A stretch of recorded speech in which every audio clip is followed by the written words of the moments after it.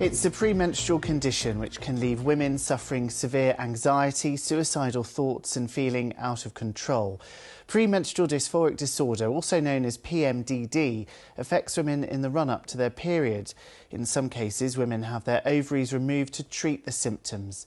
In tonight's South Today, we hear from 3 women who've suffered with PMDD for years. They want better recognition of what they say is a condition that is too often overlooked. Linzi Kinghorn reports. I would hit this dark depression, really dark. I can only describe it as being sort of a cold, lonely, terrifying place where I felt like that something had taken over me. I was a risk to myself, and it would be like there was a freight train coming towards me and I couldn't stop it. Alice, who's from Poole, is one of millions of women around the world who have lived with premenstrual dysphoric disorder. PMDD affects an estimated 1 in 20 women of reproductive age. That's around 5% of women. Symptoms can include severe mood swings, feeling upset or tearful or anxious. PMDD is far more severe than the more common premenstrual syndrome. Caroline Church from Surrey lived with the condition for many years. She's written a book on the subject. It's like comparing a migraine to a headache. A headache is manageable and we all have headaches, but not all of us have migraine. And if you've ever had one migraine, you'll know how severe and debilitating it is. There are a range of treatments available. For some, the only option is to have a hysterectomy. I had a complete hysterectomy in the end when I was 30. That is the most extreme treatment option. It's the last line treatment from when all other therapies have not worked. But then, yeah, a hysterectomy putting you into what's called a surgical menopause overnight, essentially.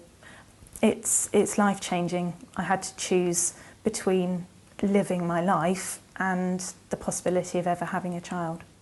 In its severe form, PMDD is a debilitating condition which has really sort of mental health type problems, can cause severe depression, anxiety, rage, make people feel completely losing control, and often people describe themselves like a Jekyll and Hyde character.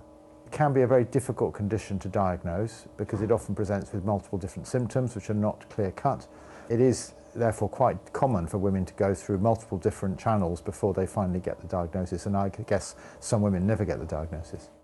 By sharing their stories, Alice and Caroline hope to raise awareness of the condition. 50% of the population have a uterus. So if you look at 1 in 20 across the globe, that's literally millions and millions of people who have menstrual cycles who will have this condition in one form or another. I think the 1 in 20 figure that we see in the evidence is just the tip of the iceberg. Well, we spoke to the Department of Health about this. They told us we're putting women's voices at the centre of our women's health strategy to make sure we're building a health and care system that works for them.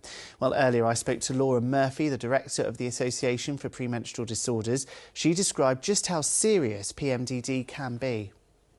PMS most people have heard of, and symptoms are there, but they're fairly unproblematic. They may be uncomfortable, but they don't impact your day-to-day sort of existence in the build-up to your period. Whereas with PMDD, the symptoms are really ramped up to the point where they can be really disabling for people. We've heard Alice's heartbreaking story in our report by Linzi. You know, what are you calling for? You're wanting more education on this issue, aren't you? Yeah, I think general awareness among the mainstream, so that PMDD, people know of it and people don't have to go so long living with it alone, which we see a lot. The average diagnosis time in the UK is 12 years for an accurate diagnosis. So we see many people undiagnosed or misdiagnosed on their own treatments. And then also there needs to be better awareness in the medical community so that, you know, these things can be spotted sooner and earlier diagnosis for better outcomes for people. Laura, GPs watching tonight would say that they're under intense pressure, especially at the moment. How easy is it for this condition to be spotted? I would say actually very easy if you just listen to the person. Lots of the people we hear from have very, very similar stories, the same reactions to medications, the same history.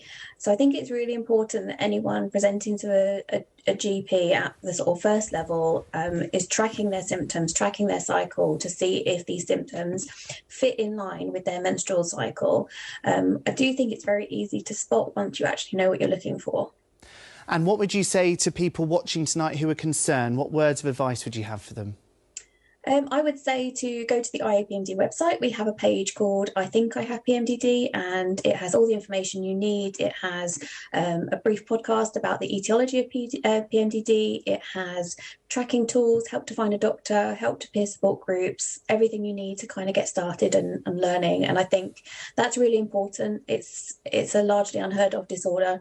So I think learning as much as you can and preparing yourself to advocate to keep going until you find the right doctor who can help you. Laura, it's been really interesting talking to you this evening. Thanks so much indeed for your time. Laura Murphy there. Thank you.